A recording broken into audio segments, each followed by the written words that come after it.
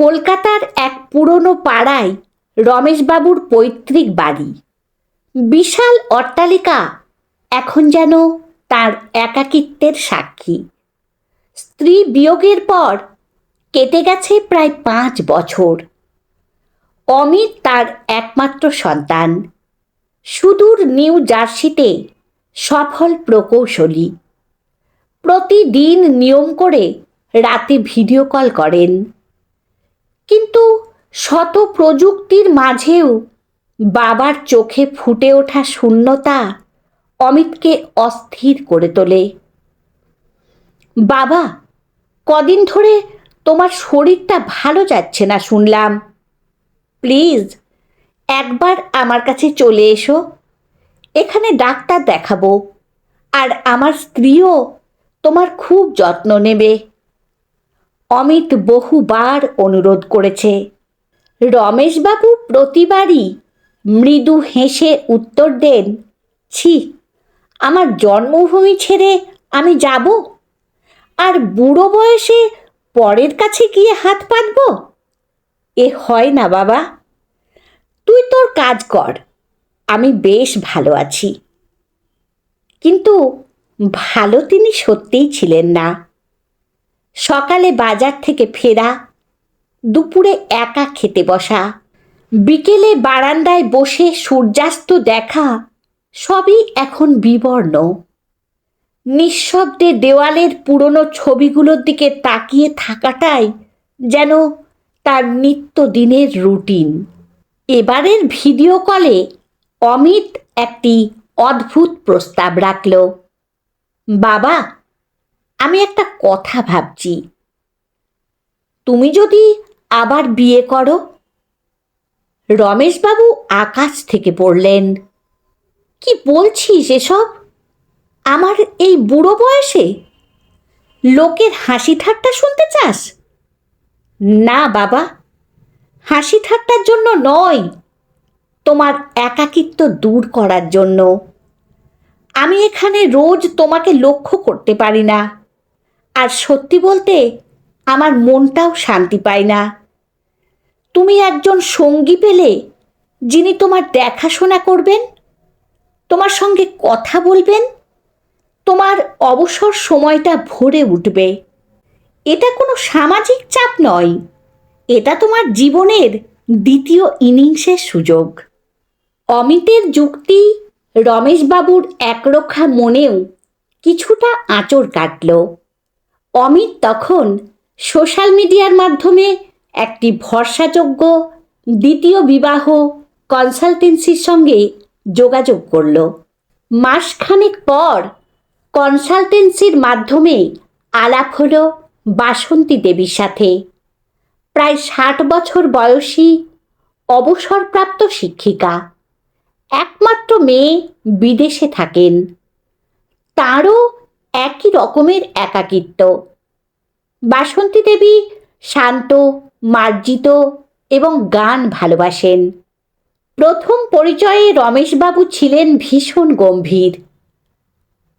আমার ছেলেকে খুশি করতে এসেছি, স্পষ্ট কথা বলি, নাটক ন্যাকামি আমার পছন্দ নয়, রমেশবাবু সরাসরি বলে দিলেন।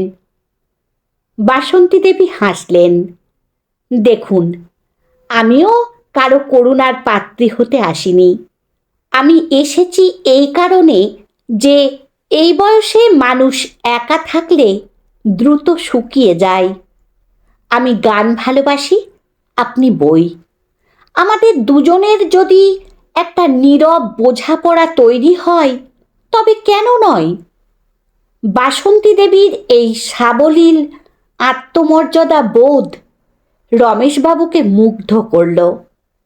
এরপর কয়েকদিন তাদের মধ্যে কেবল কথাবার্তা চলল। তারা আবিষ্কার করলেন দুজনেই পুরনো দিনের বাংলা গান শুনতে ভালোবাসেন, দুজনেই বৃষ্টির দিনে খিচুড়ি খেতে ভালোবাসেন, এবং দুজনেই জীবনের ছোট ছোট আনন্দে বিশ্বাসী। অবশেষে অমিতের সব দ্বিধা দূর করে পাড়ার লোকের হাজারো কৌতূহলী দৃষ্টিকে উপেক্ষা করে রমেশবাবু এবং বাসন্তী দেবীর বিয়ে হলো। কোনো জাঁকজমক নয়, কেবল পরিবারের ঘনিষ্ঠ কিছু লোক এবং মন্দিরে সাধারণ একটি অনুষ্ঠান। বাসন্তী দেবী ঘরে আসতেই সব কিছু যেন পাল্টে গেল। সকাল। এখন আর রমেশবাবু একা চা খান না। বারান্দায় দুটি চেয়ার পাতা হয়, চলতে থাকে খবরের কাগজের খবর এবং গান নিয়ে আলোচনা। দুপুরে বাসন্তী দেবী যত্ন করে রান্না করেন, আর রমেশবাবু বাধ্য হয়ে সময় মতো ওষুধ খান। বিকেলে হয় গান শেখা। বাসন্তী দেবী হারমোনিয়ামে সুর তোলেন, আর রমেশবাবু আনমনে সেই সুর শোনেন। মাস দুয়েক পর একদিন অমিত ভিডিও কল করল। দেখল বাবা চেয়ারে হেলান দিয়ে ঘুমোচ্ছেন। পাশে বসে বাসন্তী দেবী আলতো হাতে বাবার কপালে হাত বুলিয়ে দিচ্ছেন। সেই দৃশ্য দেখে অমিতের চোখে জল চলে এলো। কেমন আছো বাবা? রমেশবাবু চোখ খুললেন। তার চোখে এখন আর সেই শূন্যতা নেই, আছে এক ঝলক প্রশান্তি। খুব ভালো আছি বাবা। এখন মনে হচ্ছে তুই আমার জীবনের সেরা কাজটা করেছিস। জীবনে আবার রং ফিরে এসেছে। বাসন্তী দেবী হেসে বললেন, আর আমাকে তো এখন এই বাড়ির লাইব্রেরিয়ান ও নার্সিং স্টাফ হিসেবে দায়িত্ব নিতে হয়েছে। রমেশবাবু হাসলেন। সেই হাসিটা ছিল বহু বছর পর তার হৃদয়ের গভীর থেকে আসা সত্যিকারের হাসি। একাকিত্ব কোনো অভিশাপ নয়, বরং সুযোগ, যদি সঠিক সময়ে সঠিক সিদ্ধান্তটি নেওয়া যায়। অমিত নিশ্চিন্ত হল। জীবন তার নিজস্ব পথে এগিয়ে চলে।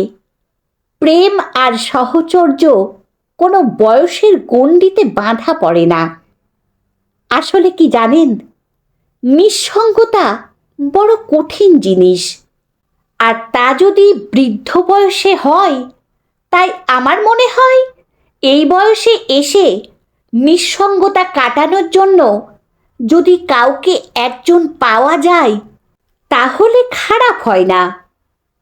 তাতে দু চারজন কথা বলবে বলুক, তাদের বুড়ো আঙুল দেখিয়ে আপনি আপনার মতো করে বাঁচুন।